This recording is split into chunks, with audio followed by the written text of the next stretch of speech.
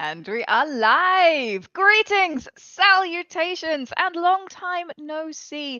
I hope you're all doing incredibly well, my beautiful beans, and very excited to be here with the amazing Kat. Kat, how are you doing? I'm doing great. It's Friday and it's October, and the weather got below 100 degrees consistently this week in Ooh. Arizona, so we're feeling cool. Okay, it's time, guys. Below 100. I don't know freedom units. So 100 FC is 37 degrees. Did you know it was 27 degrees where I am today, which is Lovely. uh a balmy 82. It was very Oh, nice. that's Yeah, that is very nice. That's very Viking reasonable. weather. Very Yes, it sensible. was Yes. very lovely. The sun is not Um, attempting to kill you today. no, no, it's very nice. Folks, I hope you're doing really well. Of course, we have Novelember coming up soon. Um, There is no shade being thrown here, but it came to our attention from various requests from the community that some people would like a place to write novels in November, and they would like that place to be World Anvil. So we were like, okay, well, that's cool. If you want to do a 50,000 word style project in November, then you can come to us. We have created Novelember for you.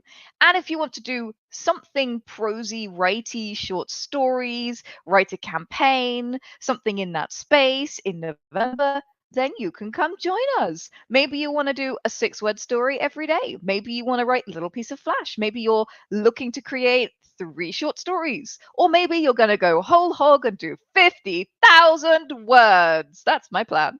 I'm not going to do 50,000 words on a new novel. I'm going to be doing 50,000 words on the novel that I'm currently working on. Also counts. It's absolutely fine. How about you, Kat? Do you have plans for Novelember? I have plans of plans. I don't want to say I have concepts of a plan, but I do kind of have. I have 5, we'll call them candidates for projects that I want to Mm, work on during Novelember, and I'm going to interesting. use the time that I have off just beforehand to determine which of those candidates I will be moving forward with during November. So, um, Interesting. Well, we're going to talk about refining ideas today. So maybe we can talk about how do you pick which project you want to work on as well. I feel like that would be a useful thing to fold into this. oh yeah, for sure. Yeah. Um, So our topic today, as I just said, is how do you come up with ideas for your novel? And then on the other hand, what do you do if you have 800 ideas in a trench coat and you're trying to figure out which ones you want to put into your novel and which ones you should spare and save for something else so it does not feel like, 800 ideas in a trench coat, essentially. So, really, that's the topic today. Um, and I think we wanted to start with ideas, basically. Ideas iteration, right, Kat? yes. So I have like an entire list of like party games, techniques, tools, and things like that for when I'm feeling especially like foggy brained and I need to come up with something. I want to start on a creative project. I want to start a writing project, but like the well is feeling a little dry. And so one of the things that one of the things that's been really helpful for me is this would be perfect if only. If I'm reading a lot of fiction Mm, right now, or if I'm going through books, I will sometimes go through my DNF, like I'll go through my Kindle record and I'll yeah. look at books that I did not finish. Yeah. And I will ask myself, what would have made me finish this book? And can I write that book? Um, one of my steampunk fairy tale novels is basically my reaction to The Night Circus, which has Mm, beautiful descriptive prose and vibes for days, but is a little light on plot. yeah, fair. So I was like, I love the idea of this like very steampunk, like this mystical circusy situation, but I would like there to be more plot. So this would be perfect if look back over books that you almost loved, books that like just fell short for a very specific reason, and ask yourself if that inspires you to do basically your version of fix-it fiction. Mm. Okay, I love that. That's a really interesting idea. I will say at this point, folks, if you have techniques or games or approaches, how do you come up with ideas? How do you generate ideas for stories? Share them. This is one of those episodes where everybody's idea is valid, because if it works for somebody, then it's valid, right? So let us know what your ideas are as well. If you're on the podcast, write them in the comments, and don't forget to leave a nice review. And if you're here on the live, just share them with us right now, and we'll read them out. I like the idea of fix it fiction. Like, I like the idea of, I read this thing, but I didn't like that the writer did that. But what if I rewrote it in my own voice with my own spin on the characters, my own psychology? And it's one of those things where, if I sat down and tried to write Romeo and Juliet, it wouldn't be Shakespeare's Romeo and Juliet, because I do not think like Shakespeare did. I am not from the time of Shakespeare. If I sat down and tried to write 50 Shades of Grey, I wouldn't do that. It's not my kind of book. But if I did, it would never be the same book, because I am not the same author. So this is not one of those things where it's like, oh, you're stealing somebody else's work. It's one of those things where it's like, I'm taking the same base concept and I'm applying my squishy meat walnut brain to it to see what happens, because that's actually a really interesting exercise. My big thing right now is so much fantasy is YA. It's young adult focused. And as a middle-aged midlife lady of, certain age, I have a really hard time relating to teenage and 20-something protagonists. Yeah. I could do this all day. I've turned into Captain America. I could basically go all day looking at YA fantasy plots and saying, but what if this was a grown-up woman? Yeah. What if this was an adult making adult choices? Making adult decisions, yes. With a full frontal cortex, Yeah, what if these characters all had a fully formed prefrontal cortex and made good and life experience and made good decisions? Or what if they got to the point in their life where they were fresh out of Fs and like all of their Fs had been, yes, they have been expended. We have no more Fs, and therefore we will not worry about these things. Yeah. YOLO. So I feel like that would be a rich vein of if this what if this book, the protagonist had my perspective, I think is another rich source of ideas. There aren't any original ideas. I mean, we've accepted this. Yeah. And I think that's a really important thing, is like when you're coming up with ideas for a novel, do not try to search for the one idea that nobody has licked and claimed for their own. That doesn't exist. That's not a thing. You need to find the story that you want to tell, that you think is interesting, based on, however you've got there. There are some votes from the chat that maybe everyone has problems relating to current teenagers. I don't know about that. I think teenagers are always a question mark for every generation that comes after. I think that's just how it's always going to be. If you read stuff from the 50s and it's like, oh, teenagers today and their soda pop fountains and this guy, like, the malicious soda pop. So yeah, I mean, it's a cycle, right? There are some really interesting ideas from chat. I do want to read them out. Nice. Let's get to it. Russia Silva says, great concept, terrible execution is a great jumping off point for wanting to tell the story that appeals to you. Totally agree with that. 100%. Bonnie Juju says, I think of the elements I want to see in a story and then find ways to make them work together. I really like that as a concept. Yeah. Sort of like, I want these things. I like a kind of ordering a la carte of things that you want in a story, and then figuring out how you can make that come together. Or like going to the grocery store and buying ingredients and then figuring out what you're going to cook with them all, I guess, is a better analogy maybe for that. I was thinking of the same thing. I was like, it's the recipe. It's yeah, absolutely. And like, what of all of this am I going to put in the meal, and how is it going to work together? Stilta says the same thing. Smash things together from daily life and then build an explanation for it. Yeah, absolutely. We have from Zoroth, and I think this is going to vibe with something you want to talk about, Kat. I used to buy a pack of magic cards, like Magic the Gathering cards, or grab a random bunch from a stash, look them over and try and use it for inspiration. Then grab another batch. Duplicate cards would indicate how plots, creatures, and characters would be connected. Kat, I know Absolutely. you have cards to talk about. I do, because we're jumping ahead a little bit, but I use tarot cards very often to come up with writing prompts. A Celtic cross spread of tarot cards gives you a lot of the elements that you need for the basic outline of a novel. You've got the past, the recent past, which is the setup of the the status quo. You've got the impending future, which is your inciting incident. You've got the want versus the need for your character arc. You've got the core conflict in the middle. You've got your protagonist in the querent. You've got the setting or environment, which is basically your milieu or your setting for the story.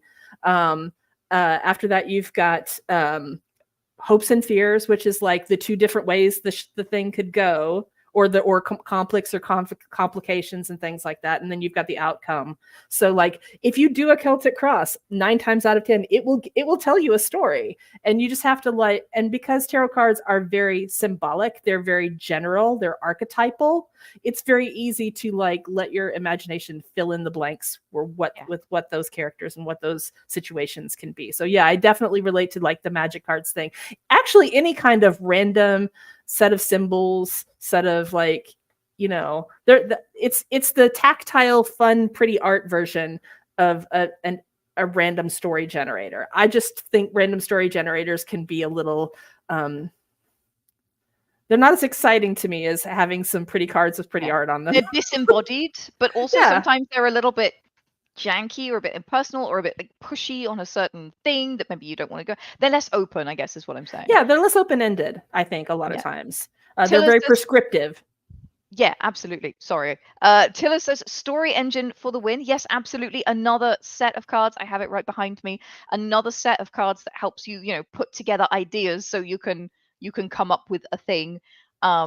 A very popular prize from our sponsors for World Ember winners, incidentally, if somebody's thinking that they really want a copy. I can recommend it. It is wonderful. Peter Chikowski is also a lovely person and a World Anvil user. He's the guy who made it, but also yeah, it is a very popular prize to be given away because there's a lot of respect for it. Another way that you can put together ideas is one that Kat has called the Hollywood pitch, and this is one that I use a lot. So it's Jane Austen meets Indiana Jones. Literally one of the novels I have written. It's great. It's an adventure story, but it's set in kind of Jane Austen-y times. And the protagonist, it starts like a Georgian romance and ends like an Indiana Jones novel. It's really fun.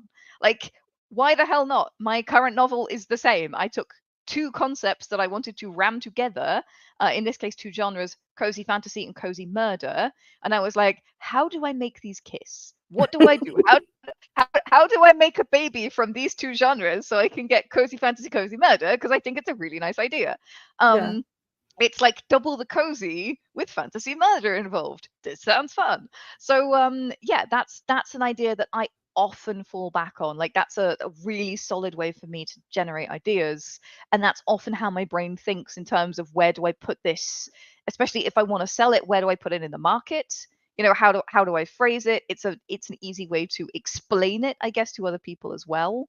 Being able to say it's Jane Austen meets Indiana Jones, people go, oh, okay, I can't quite picture it, but I'm getting the vibes, if you see what I mean. The specifics, there are questions, but I can see where that's going. Okay, I'm in or I'm not in, depending on if I like, Jane Austen and fantasy adventure, right? Yeah. So that's one that's always worked really well for me. Is that one that you've played with in the past, Kat? Yeah. My pen name, Paranormal Romance, is basically the 1999 Mummy meets Warm Bodies with Nicholas Hoult. Okay, yeah. So I just saw her in the chat. Jane Austen meets Godzilla for £10,000 of monster a year. Amazing. Secondhand Samurai, you never fail to crack me up.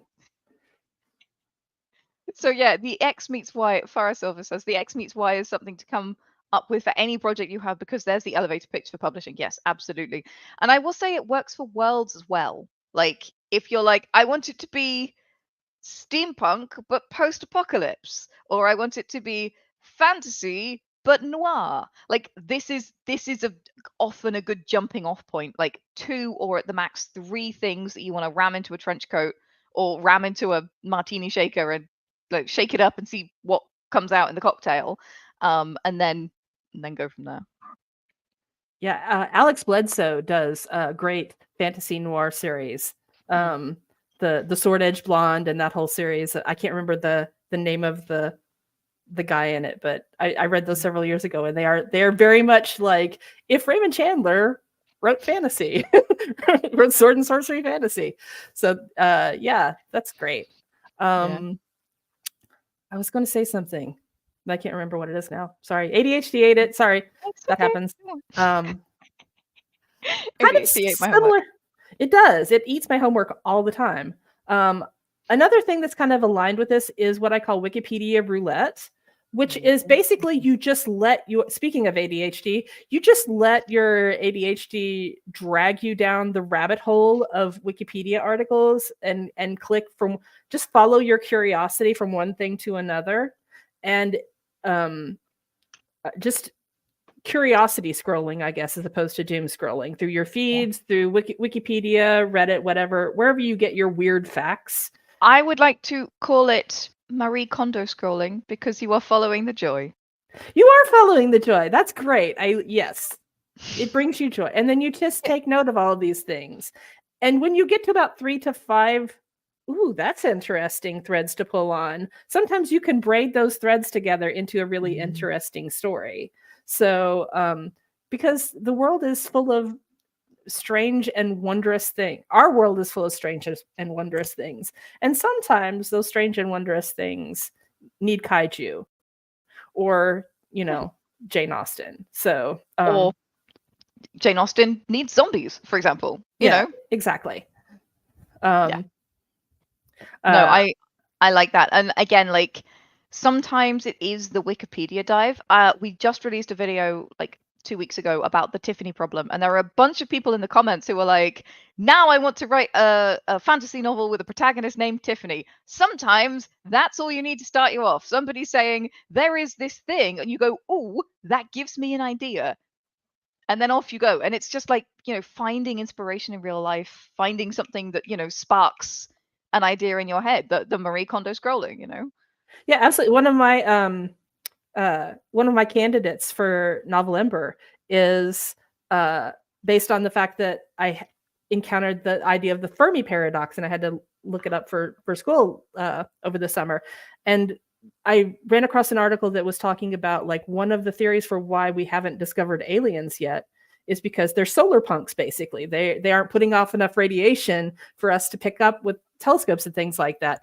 And it led me in some really interesting directions. So like once your curiosity grabs hold of that and sinks its teeth into that idea, it can head in some pretty unexpected and interesting directions. And so just follow your curiosity, unleash your ADHD or your particular neurodivergence and let it off the leash and let it run wild until it drags back a novel idea basically by its teeth. Yeah, absolutely. Okay, now I have to ask, Kat, you have one on your list called The Worst Idea in the World. Okay. Tell me about the worst idea in the world. I must hear it. This is an old advertising copywriter technique that I've adapted. A lot of times when I worked for like old school Mad Men for many years, like literally bourbon in the, like it's. I'm so glad you're with us now. I do. But one of the things I did when I would get blocked on a copywriting assignment is start writing the worst version of the ad possible. Yeah. Like literally over the top, the most ridiculously bad version that I could come up with, like hilariously bad. The crazy thing is the ideas that are hilarious, when the harder you try to write the worst ad in the world, the closer you get to like something that's actually genius. Yeah. Because you've taken off of you've taken off your filters, you've taken off your constraints, you're just like wildly brainstorming. So the worst novel in the world is, if you're really, really stuck, start writing a novel that you think is the worst novel in the world, or the thing that you would absolutely the most hate, and really lean into it super hard. Write the synopsis for the worst novel in the world. And about 60 to 70% of the time, it will spark a really cool, unexpected idea that you didn't see coming, that could only be revealed by you really digging into what you hate. Okay, I want to talk about another method that also is really helpful. And this is the riffing with friends method. So this is kind of similar to the worst novel in the world. It's like the novel you make up with your friends that's stupid, but then you've kind of fall in love with it. So as an example, Kat and I were in a meeting yesterday. For those of you who don't know, Kat is not just a published author. She is also working as content coordinator over at World Anvil, and she is somewhat of the mind behind the videos, some of the mind behind the blogs, and the other things that come out on World Anvil. She does a huge amount on there, and generally just like brings you great content and advice and stuff. Um, but we were in a meeting talking about I can't even remember what, and we started talking about the FBI guy behind our the FBI guy in the camera, right? The FBI guy that you know is there watching you all the time, in inverted commas, that trope. Cat's actually frozen for me. I don't know if she's still there.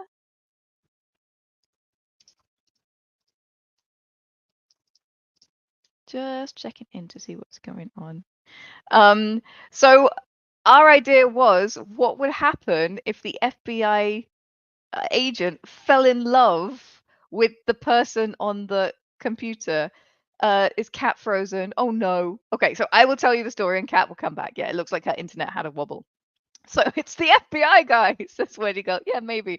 So the idea was really silly. It was like, what happens if the FBI guy falls in love with you? We were like, you'd only have an FBI guy if you were a writer, because of course writers are always looking up things like how long does it take a body to decompose, or like how to poison somebody with only natural poisons. That's the kind of stuff we look up when we're writers. So we were like, okay, that's why she's got the FBI guy, but what happens next? And then we realized, like talking between us, we were like, well, what happens next is she's writing her novel and she gets stuck. But now the FBI guy is invested, so he wants to help her. So he starts like pushing ads for ideas to spark her imagination to keep going, and like trying to help her finish this novel, and like manipulating her computer interface so she can finish the novel, because he's like sparking ideas for murder weapons, or sparking ideas for ways to track people, this kind of stuff. And all of a sudden, before we know it, we were like, we have 2/3 of a novel, and this would be really fun. And we were, Toyboy says, this is really great and creepy. Nelchuk said, I would read this. And that's the thing. We were just riffing. We were writing a silly novel together as a concept. And sometimes those are the moments, like when you're vibing with your friends, those are the moments where, something crazy happens and suddenly you're like, I could write this book. This book could work. Um, I can actually use that in Shadowrun, says Mikado. Do it. Use the thing. Um, But yeah, it's riffing with your friends. I had another experience of this where I was chatting with my friends and accidentally realized that I could totally write a novel about an opera company run by vampires. It'd be super fun. There's a bit more to that story, but yeah, it's amazing what happens when your friends kind of pile on to an idea that you're like, oh, what a stupid idea, silly novel idea, and suddenly you're like, I kind of love this. Um, so yeah, that's another way that you can generate ideas. It's just kind of it's a bit of the worst idea in the world, and it's a bit of riffing with friends on the worst idea in the world, and suddenly you're like, well shit, I have a novel. This, like you guys said, like I would read this. This is fun. I don't think I'm gonna write it, but I would read it. Uh, let's have a look. Akimotos has said, I rewatch movies and series to get new ideas. I wonder if anybody else does that. I certainly love me some movies and series. And actually, when I was writing the Dark Crystal RPG, I was watching a lot of Star Trek, and you would not think those two are compatible. I was watching a lot of TNG. But surprisingly, a lot of the ideas for Dark Crystal were ideas that came to me because I was watching Star Trek. And I was thinking about, little quests and strange things that could happen and this kind of stuff. And that's what inspired me when I was doing that work, even though, genre-wise they're really different. The cartographer Elysium says, I am a chronic rewatcher. Me too. I think it can be very comforting, but I think when you rewatch something, it's also uh it's a chance for you to see something you didn't see before, or like get a new vibe on something that you didn't know about in a series, spot something. So yeah, I think that can be really, really helpful as well. Um, let's have a look. I'm want to go on to I've just seen that Kat is in the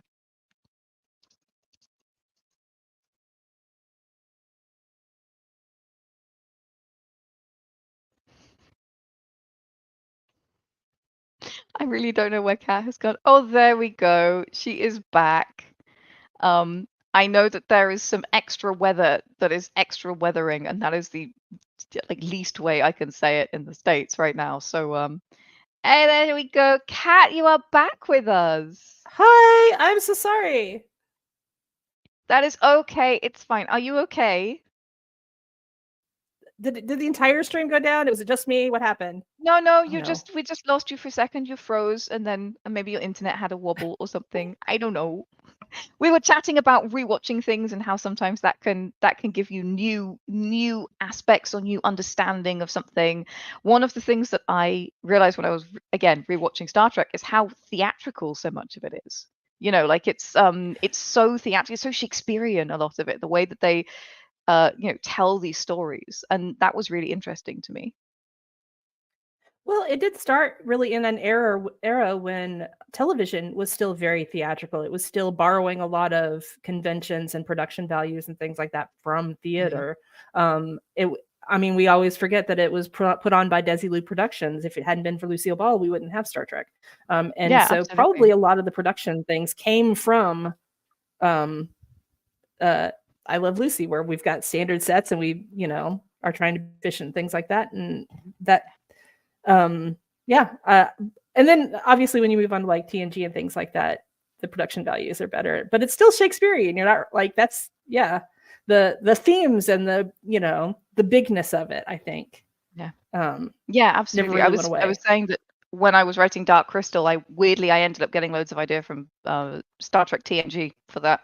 Like it just for some reason they really vibe together. Anyway, I think that we should move on to our next question, which is, what do you do when you have too many ideas? How do you handle that, Kat? What happens when you do have 800 ideas in a trench coat? Honestly, this happens to me far more often than not having enough ideas. I end up with, as I said, a half a dozen novel candidates and struggling with trying to figure out which one I want to move on with, which one I want to, you know, sit down and take across the finish line or work on. Yeah. And oh my God. So one thing that really helps me, and this is kind of um, the main one that I tend to focus on, is what I call a decision matrix. Mm, I open a spreadsheet because spreadsheets are bae. And I summarize all of my basic ideas in the first column. And then in at the top of all of the columns, I will put what my intrinsic motivation is mm, for yeah. any kind of writing. Is it that I think it will be commercially successful? Is it particularly like creatively inspiring to me? Is it something that is like a really easy thing that I think I could knock out really quickly? Like whatever it is for you that helps you find motivation and that pushes you past, that makes a large writing project worthwhile to you, just make a column for each one of those. And then I will rank each of the candidates on a 1 to 5 scale and then add it up. And it very quickly becomes clear, maybe not like the one idea to rule all, but like if I've got a half a dozen concepts, that'll generally whittle it down to 2 or 3. Sometimes it will get me down to 1. So it's once you've gotten past the wild creative brainstorming part, you have to engage your logic brain. And sometimes transition is hard for people. Sometimes once it's hard to like shift gears out of the generative mode of coming up with 100 different ideas and settling on one and figuring out, okay, but which one is the one that makes sense right now? So, and a decision matrix is really helpful for me for that. So, Yeah. I would um, say always write all of your ideas down somewhere safe. If you have too many ideas, you are blessed. Congratulations. Some people in the chat are like, yes, this is me. I have way too many ideas. And that does happen to some people. And for some people, they're like, I cannot scrape together a single idea. I just can't find anything that I like. I hate all my ideas. So if you are somebody with too many ideas, keep them. Put them in a library of ideas that you can go back and scroll through when you're looking for something, when you want to feel inspired by something, when you're looking for a new project, keep those ideas. It doesn't mean you'll ever write them. Maybe you won't. Not all ideas will be written if you're somebody that has millions of ideas. That's okay. That's fine. But they will be there waiting for you if you want to go back and peruse them as long as you keep them safe. and I will say that there's the danger of that is for some people, having that list feels like a to-do list. And it will create an open loop in their mind, and that's kind of low-key stresses them out. Oh my God, I've got 5 novels that I need to write. So revisiting the list fairly often is a good idea if that's the case for you, because sometimes you will find that that was an idea of the moment. Yeah. It was provoked by what's going on in your life at that particular time, or it just seemed like a good idea, or it was just the nugget of an idea, and you can just delete those from the list. And it's very satisfying. It's like going through your inbox and like deleting all of the spam emails and getting it nice and clean. But yeah, but you're right. Like, there's a danger of not writing it down, because you're like, what was that idea that I had that was, and the idea you didn't write down is always the perfect idea that was going to be the bestseller, like, yeah. In your head, it's perfect So because you can't go back and see it again. yeah, but when you write it down, sometimes you'll go back to that idea 3 months later and go, well, that was dumb. or I'm past that. I'm over that now. I don't need to write that book now. Or in some cases, and I've had this happen to me more than once, the book that I wanted to write, someone else wrote. And I discovered that it wasn't so much that I wanted to write that book as I wanted that book to be in the world, and somebody else took care of that for me. I like that. So I can take that off the list, because like, somebody else did this work for me. I'm good now. I can just read the book and enjoy it. I don't have to do the work of actually writing an entire novel. Yeah, absolutely. I think one of the things that has helped me in the past when I have loads of ideas, it's mainly if I'm trying to decide between 3 or 5, is I'll write the back blurb of the book. I'll be like, okay, if I were to pick this book in a shop, what's the back blurb? And that's the thing that can sell me on one concept over another. If I'm thinking about, okay, what's the elevator pitch of this book? What does it look like? Such and such character has faced this, but never until inciting incident did she imagine that such and such. Now she's thrust into a world of B plots, and how will she possibly contend with last act choice? I'm filling it out with blocks of plot right now, but you see what I mean. Like that's so helpful for me, and when I put that together, I can figure out if an idea is going to have enough legs or be exciting enough to me that I want to spend as much time as I need to spend on it to turn it into a novel. Because it's not quick writing novels. Even if you're a fast novel writer, it's still not a super quick process. You're going to spend a lot of time with this idea, dating it first, writing the blurb, sampling it, getting that taster, or even getting as far as, starting to think about what would be the big beats, what would be a little bit the plot. We'll talk more about that in a minute. That's something that, if you're a plotter, is really helpful for just testing out an idea a little bit more and being like, do I want to spend this much time with this idea in this place with this character? It's also really good once I know there are people who hate writing the blurb. That's like their least favorite. I'm a marketing person from my background. I love writing the blurb, but and I love that technique.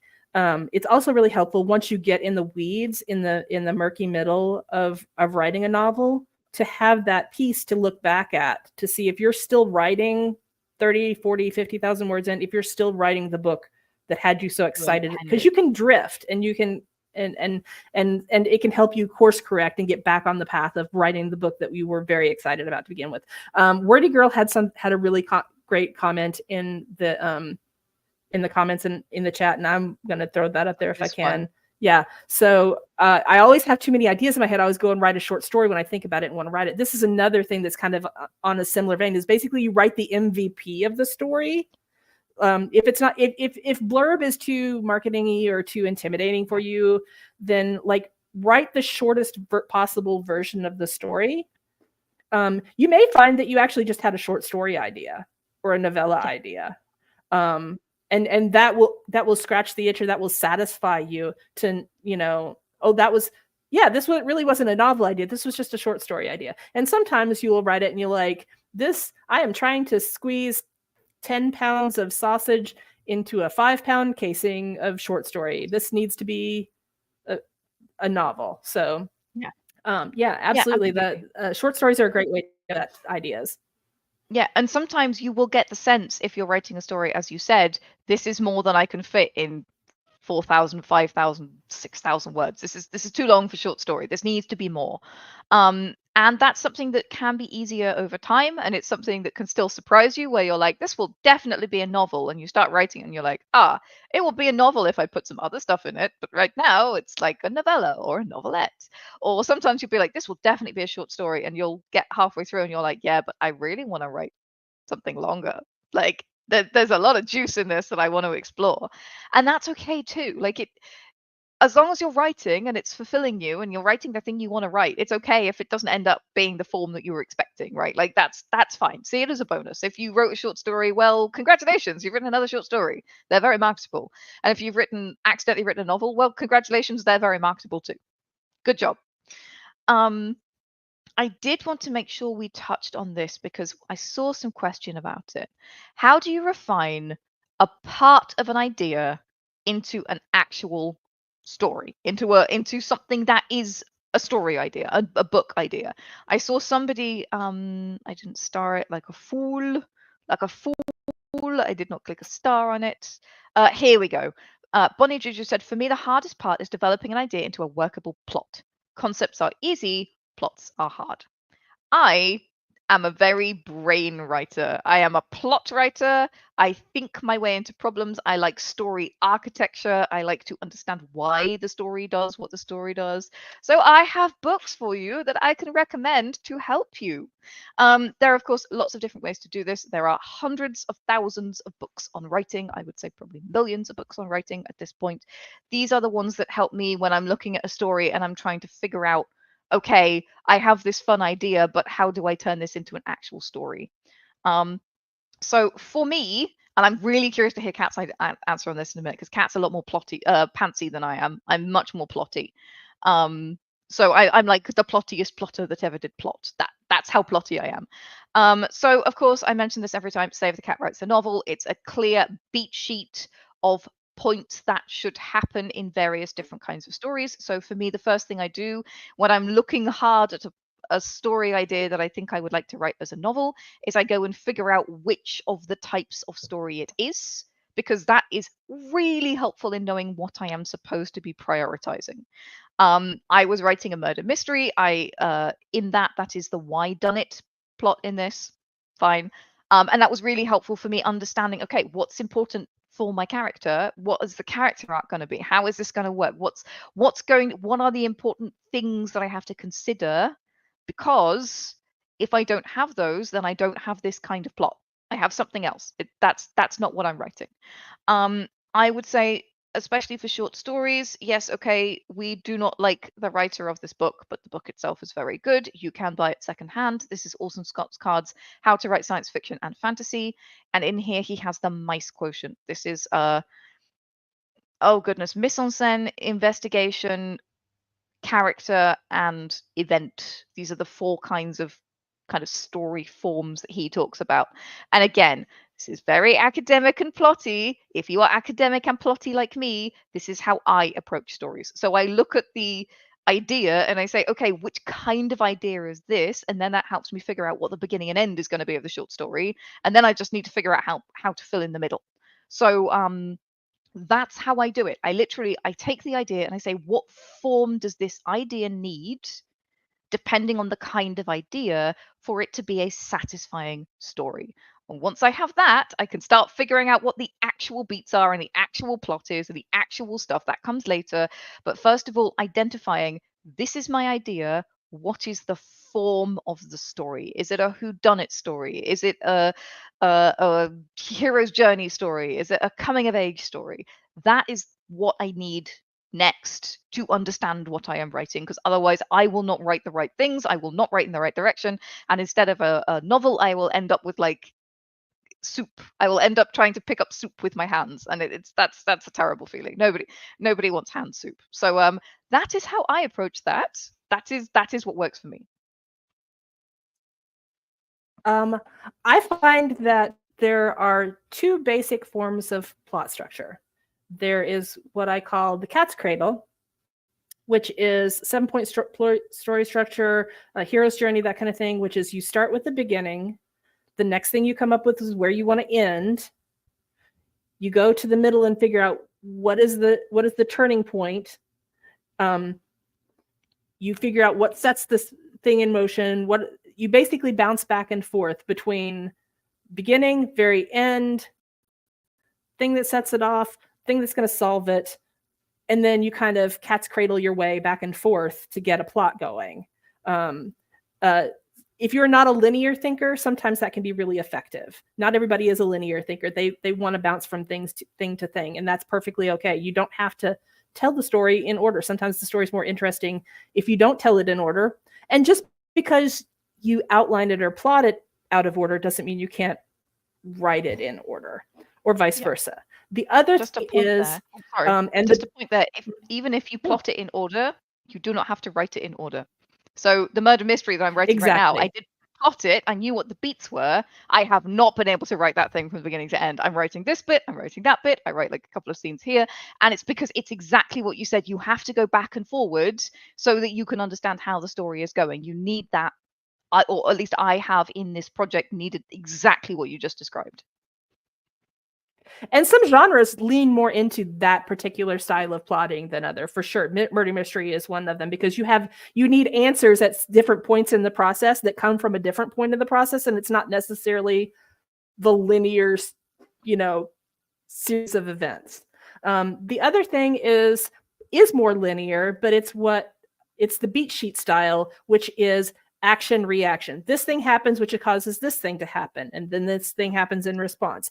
I see this often written as action, reaction, and reflection. So something happens, your main character either reflects on it and changes their mind, or they react to it, and so it's kind of a bit of a tennis match, but it will get you through the story in a much more linear current course of events, cause and effect sort of fashion. If you don't want to know, if you're a type of writer that knowing the ending of your own novel spoils the writing of it for you, which there are people that are like that, they're true discovery writers. If they need but they need some structure, just telling themselves the story of like, this happens, and because this happens, this, okay. And you just kind of stake your way up python by python, scaling up the cliff of the plot. So I think bouncing back and forth beginning to middle, that's one way to do it, non-linear. And then the other way to do it is to just say, and then what happens next? What's the logical thing to happen next? And you can always backtrack. The beauty of that is, like, if your first inclination of like, and this happens, and you're like, but I don't like that. You can always undo it. You can undo it to the safe and go a different direction. It's like a video game that you're playing, but you're the video game. Your brain is the video game. Yeah, absolutely. So Bonnie Juju, I hope that helped you with regard to working a workable plot from a concept. That's two slightly different approaches that can help. Mm-hmm. This is also bringing up the Lego method for me, which I don't know if you talked about while I was gone. This is when you have pieces of an idea, multiple pieces of an idea. Like, you have the vibe you want to go for and the genre, and you have a character and you have a setting, but you don't have a fully formed idea yet that will make a I basically describe it as taking all the Legos and putting them together to see whether they fit until they fall apart, until the tower topples over. So sometimes not all of the ideas you have will work together cohesively to create a single story, but you keep linking them together until what you have stands on its own, like a stable Lego tower. And sometimes you will see, hey, I'm missing some Legos here. And you can go hunting for the specific Legos you're missing. But yeah, sometimes you can put pieces, and you were describing this as a recipe earlier.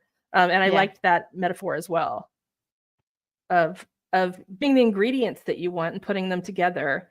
And sometimes you'll need just the ingredients you want will not 100% get you to a full recipe. You'll have to, add in a few things. But yeah, just looking at the ingredients that are in your fridge and in your pantry and saying, what could I make with this? You can always run out to the store for the things you're missing. Yeah, absolutely. And sometimes it's that moment where you're like, well, I have leeks and I have pork and I have, whatever, and what am I going to make for dinner? And I could make loads of different things with that. I could make a pie, or I could make a stew, or I could make like a rice thing. But what do I actually want to make? Well, that's a really good question. Like, what do I want and what do I then need in order to make that thing? This is essentially what we're talking about, right? But in writing. So for example, I know I want to write something steampunk, and I know, oh, I'm sorry. If I could, I would send you food. So like I know I want a strong female protagonist, and I know I want to write something steampunk, but I don't know what that's going to look like. What do I feel like? What else do I need to make this work? And this is one of the ways that something like a writing notebook can help you, and something like storing all of those ideas that you had can help you, because sometimes you can just I know steampunk, I know strong female protagonist. What I don't know is other stuff. So I'll browse through my ideas and be like, oh yeah, I really wanted to write a heist. I was obsessed with heists. I watched all of those movies. What if this was a heist novel? Or, oh yes, I really wanted to write a heroine's journey. I was obsessed with a heroine's journey. What if this was a heroine's journey story? Or what if I included that character that I wrote character study about and I couldn't figure out where to put them? He would be amazing to go in this story. And then suddenly it's that Lego method. You pull out the different Legos, you put them together, you browse those many ideas that you had, or fragments of ideas or characters, or somebody was talking earlier about song lyrics that stick with you like earworms and you're not sure why, or idioms. Throw them all in a notebook, keep that somewhere safe, and browse it when you're in a making mood. And sometimes that'll give you the rest of the ingredients you need to finish whatever it is you're trying to make. Absolutely. Yeah. So I do see that we are. Oh, sorry. Go ahead, Kat. I was going to say, I think we're coming to getting close on time. Maybe we need to start thinking about the Novelember of it all. Yes. The Novelember of it all. Yes, absolutely. So the first thing I should do, and I do apologize to the audio people because you're not going to be able to see this. I am showcasing currently an absolutely gorgeous badge. This is the Novelember Participant and Winner badge. And you can take part in Novelember however you would like. Isn't that right, Kat? Absolutely. Nobody says you have to start a brand new novel on day one of Novelember. Why would we do that? What if you have a draft that you're 20 or 30,000 words into, and that 50,000 words would get you all the way to a finished draft? Yeah, because how many fantasy novels are 50,000 words? Right, very few. Exactly. Very few. Like 80. We're talking 80 at least. 80 is a skinny novel.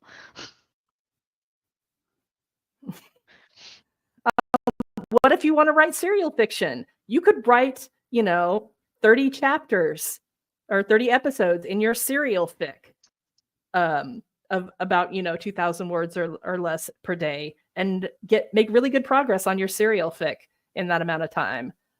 You could write interactive fiction if that's your jam. If you want to jump into Twine and make a choose your own adventure story, then you don't have to make any plot decisions. You just let the reader or the player make all the plot decisions. What if you wanted to do an anthology? What if you love short stories above all else in this world, and you just want to write like 30 flash fiction pieces over the course of the month. Go crazy.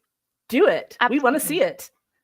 Yeah, we want you guys to write. We want November to be a month that you celebrate writing. That's what we're trying to help you with. So essentially, 50,000 words is great. We suggest 50,000 words of some kind of prose, but we're not the internet police. If you want to take part in a different way, you can take part. Set yourself a goal.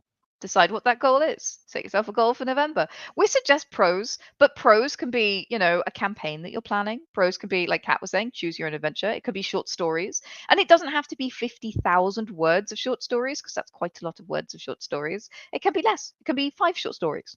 It can be 3 short stories. You decide. We suggest 50,000 words, but again, you know what is reasonable for you. And just like with things like summer camp, it is better that you set a goal that is achievable for you and then you achieve it than you try and do some astronomical goal that is not realistic for you. If you have 1 hour of writing time a week, you cannot write 50,000 words. I don't care how fast you type, it's not possible. I am lucky that I can set a little bit more time aside for writing, but I still don't get as much writing time as I want. I don't think any of us get as much writing time as we want. So choose something that's going to be realistic for you.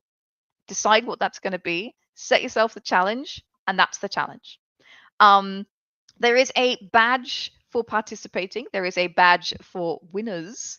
And again, it's all self-reported, so you decide what your line is. And it comes with a certificate that you can download as well. This is a participation challenge. It does not have to be with manuscripts on World Anvil. It's a very fine software. I'm using it every day for my novel, but you do not have to write in there. Everything is self-reported. So you can write in prose articles. You don't have to write on World Anvil, although again, I would recommend it. It's kind of awesome. But yeah, I want to be clear. This is intended to be open so everybody can participate that wants to. It is intended to be prose, but prose comes in many forms. So yeah, prose it up. Yeah. Absolutely. Like I love writing flash fiction, and flash fiction by definition is 1,000 words or less or 500 words or less, depending on whose definition you're going by. But if you wrote a flash piece every day for 30 days of a month, you may only end up with, at most 30,000 words. But like, isn't that still an enormous accomplishment to finish 30 flash fiction pieces in a month? That's crazy. Yeah. So yeah. Yeah, absolutely. Hadna Falm says, consistency over the threshold of numbers in my eyes. It's like when I'm out running. I switch from running distance to setting a timer and running until that ends. And the next time, the same thing, just to get a little bit further, i.e. being a little bit faster. So I'm going to share something that's been really helpful for me recently. Sounds very contrary because I've just told you all to write 50,000 words in November or something. But I actually have set my goal as writing as 1 hour a day. So I set my timer for an hour and I write until I have run out of time. And that has been very helpful for me with the project I'm on, because there are some projects where I can just sit down and belt out the words and it goes great. And on this project, it's fiddly. It's such a finicky pain in the bum. And sometimes I have to go back and figure out, just remember what I foreshadowed, because it's really important, because it's a murder mystery. And if the pieces don't hang together, the game doesn't work, right? Like it doesn't. There's so much finicky, but who knows that information is also really important. And it's very fiddly, and sometimes I come out with 2,000 words at the end of an hour, and sometimes I come out with 300 words at the end of an hour, but a better idea of how something is working. And yeah, it can be frustrating. So, controlling what you control is a really good idea. Like saying, okay, I'll do an hour because I know I can control an hour is a really good idea. It must be said, though, for Novelember, I will be aiming for 50,000 words. So I will be doing, 1,667 words a day. That's my aim for Novelember. I think it's good practice for me. But in general, I've been switching to that method too. Go ahead, Kat. Yeah. On a similar note, sometimes just setting a timer and writing for 15 minutes, because Yes. what will often happen is you sit down. The hard part is the sitting down and starting. Once you sit down and started, you'll end up writing for an hour or 2 hours or however long. But if you to go back to Hadner Found's exercise analogy. One of my friends is a personal trainer, and she always says that you set the goals so low that you can't possibly fail. Yeah. And then once you get started, most of the time you will go beyond whatever that goal is because you're moving now. No, I've got momentum. Why would I stop now? So yeah, that's yeah. Just get your rear end a chair. Yeah. This is what I always say. It's button chair time is the defining factor for how well my writing is going. It's always defined by button chair time. It's rarely about actual numbers of words because that's so different every day. But button chair does it every time. That's what my acronym that I used to tell my husband was BICWOP. Button chair, words on page. Oh, I like that. I really like that. Bonnie Juju says, couch to 5K, words a day. I love it. Absolutely love it. If you can write 5K words a day, you're doing well, my friend. But yeah, absolutely. You will nail Novelember if you're doing 5K words a day. But now is a good time to start thinking about what that project might be. You can go to our Novelember channel over in our Discord. Yes, we have a special channel just for the cool kids who are participating in Novelember. Now could be a great time to share your Novelember pledge. So yeah, have a think about your story ideas. We've shared a bunch of ways for generating them today. And I do recommend riffing with friends over in the Discord as well. It really, as I say, like 2 or 3 novels that I never knew I wanted to write have come into my life that way, where I've been like, what would happen if your FBI guy fell in love with you? You know, that would be cute. I want to know. I need to know. Right? Now I need to know. Now I need to write the sodding novel that I didn't want to write because it's awesome. Crap, Kat, what's happening here? Oh man.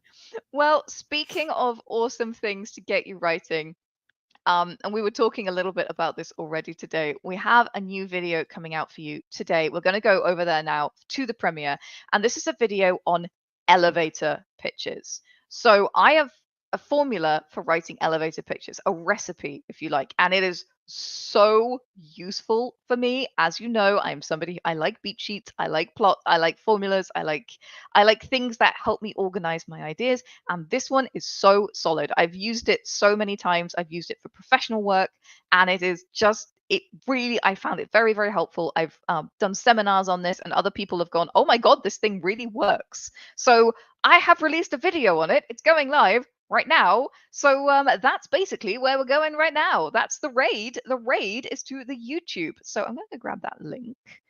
And I invite you all to come and join us for the I'm going to invite you all to come and join us for the YouTube video. Let me grab that link right now. Hey, there we go. Hey, Secondhand Samurai has beaten me to it. Amazing. So folks, I want to thank you all Andy's for being here. amazing. Andy is amazing. Absolutely. Thank you all so much for being here. Thank you for sharing your experiences and your questions about your own idea generation. It's so enriching for these podcast lives to have lots of people sharing their own methods because everybody is different and your ideas, your way of doing things is going to help somebody else on the internet as well. So you're all amazing, and thank you so much. But it's not goodbye, because I'll see you all over on YouTube. Thank you so much, Kat, of course, as well. I'll see you over on YouTube. And folks, I want you to get those story ideas ready for Novelember. I believe in you. Now grab your hammer and go world build. See you guys.